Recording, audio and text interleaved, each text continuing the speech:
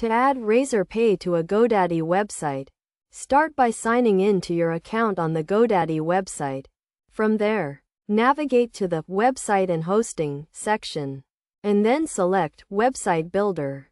Choose the Start for Free option, which will redirect you to a list of websites you have already created on Godaddy.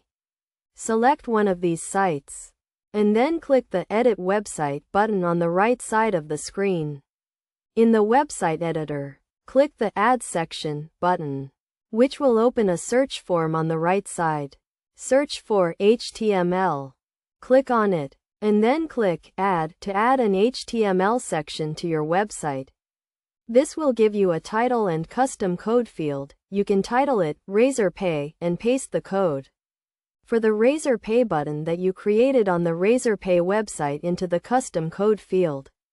After creating a button on the Razorpay website, you will be given a code to copy, which you can then paste into the custom code field on your Godaddy website. Once you've done this, the Razorpay button will be visible on your website, completing the process of adding Razorpay to your Godaddy site.